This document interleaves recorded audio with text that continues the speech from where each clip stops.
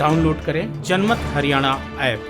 जो नगर निगमों में चुनकर हमारे महापौर, वरिष्ठ महापौर और उप महापौर आए हैं, उनके साथ बैठक चल रही है और ये बैठक शहरी क्षेत्रों में किस तरह से विकास को और गति के साथ आगे बढ़ाया जाए, क्योंकि पिछले 6 सालों में हरियाणा के जितने भी शहरी निकाय हैं, अगर आप तुलनात्मक देखेंगे तो वहाँ पर इतने तेजी के साथ विकास के काम हुए हैं, शहरों की सूरत बदली है। उसको और बेहतर कैसे किया जाए, इसके लिए इस बैठक में चर्चा लगातार चल रही है। अपने महापौर के, वरिष्ठ उप महापौर के, उप महापौर के सुझाव वहाँ पर लिए जा रहे हैं, क्योंकि लोगों ने बड़ी अपेक्षाओं के साथ पहली बार सभी नगर निगमों में अधिकतर में भारतीय जनता पार्टी को बहुमत दिया है। नहीं तो हरियाणा में एक नगर निगम फरीदाबाद 1994 में पहली बार बना था, लेकिन पिछले 6 सालों में हरियाणा के कई नगर निगम बने हैं जहां भारतीय जनता पार्टी के लोगों के प्रति विश्वास व्यक्त किया गया, उनकी महापौर चुनकर आए।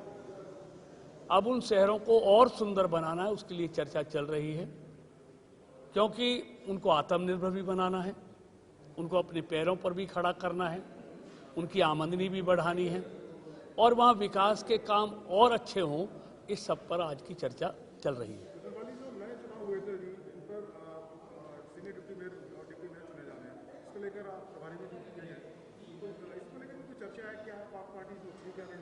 देखिए, जो जहाँ अभी नगर परिषद और नगर निगम के चुनाव हुए हैं, वहाँ वाइस चेयरमैन वगैरह का चुनाव होना है। नगर निगम में वरिष्ठ उप महापौर, उप महापौर को चुनाव होना है, तो उस पर सभी लोगों से बातचीत करके आम सहमति से वो चुनाव होंगे और निश्चित तौर पर भारतीय जनता पार्टी के लोग ही वहाँ पर चुन के आएंगे, ऐसा मेरा मानना है।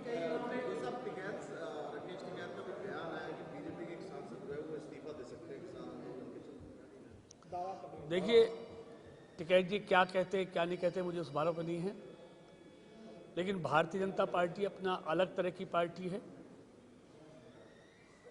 उस तरह उसके सांसद के बारे में किस तरह से वो बयान दे रहे मेरी समझ से परे हैं, लेकिन भारतीय जनता पार्टी के लोग सब एकजुट हैं और सब किसानों के हित में हैं और पार्टी भी पूरी तरह से किसानों की चिंता करने वाली है।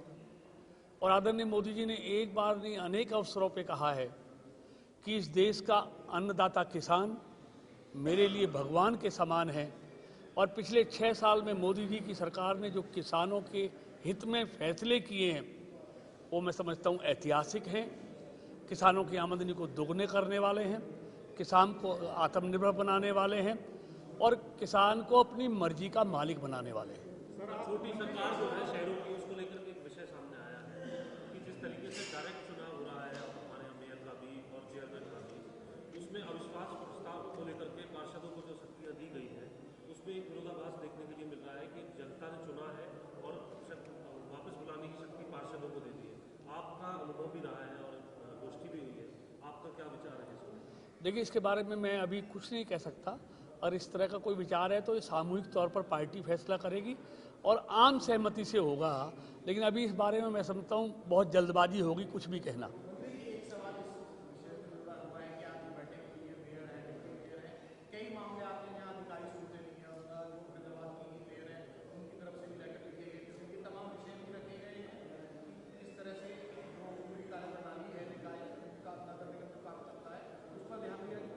देखिए, ऐसा नहीं है, अधिकारी और चुने नुमाइंदे एक गाड़ी के 2 पहिए हैं।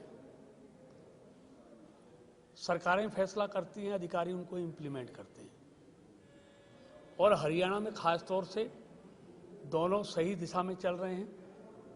जो सरकार योजनाएं बनाती है, अधिकारी उसको ईमानदारी के साथ इम्प्लीमेंट करते हैं और दोनों के बीच अच्छा सामंजस्य है। दोनों मिलकर हरियाणा को और गति के साथ आगे बढ़ा रहे हैं विकास को लेकर के, इसलिए ऐसी कोई बात नहीं है।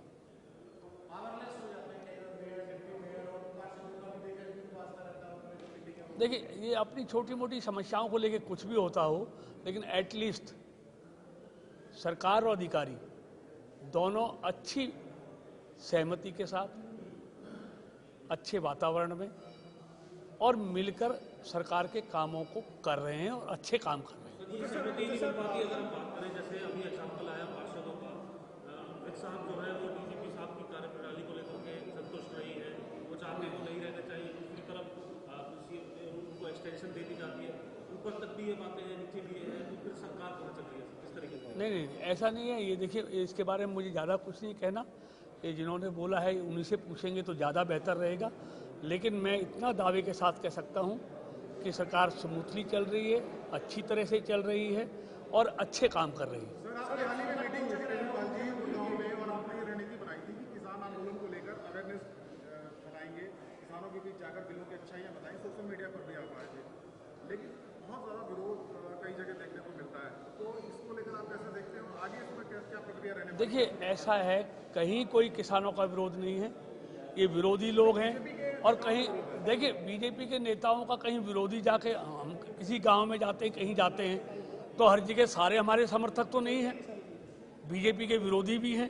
लोकतंत्र है और लोकतंत्र में विरोधी भी रहते हैं, लेकिन विरोधी जाकर हमारी मीटिंगों में हंगामा करेंगे तो ये लोकतंत्र नहीं है। कल को उनके साथ भी ये होने लगेगा तो अच्छी बात होगी क्या? हर लोकतंत्र में हर किसको अपनी बात कहने का अधिकार है और लोकतंत्र कहते भी इस पर जहाँ सत्ता पक्ष भी होता है, विपक्ष भी होता है, लेकिन सत्ता पक्ष के लोगों को अपनी बात बोलने नहीं देंगे, कहने नहीं देंगे, क्या इसको लोकतंत्र कहेंगे? कल को वो सत्ता में होंगे तो उनके साथ भी अगर ये होगा तो उनको अच्छा लगेगा क्या? तो इसलिए विरोधी लोग हैं वो इस तरह की बातें कर रहे हैं।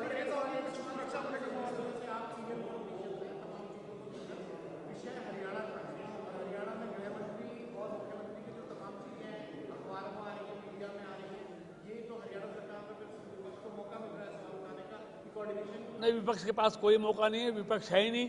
विपक्ष खुद देख रहे हो क्या हालत है, G23 देख रहे हैं ना आप।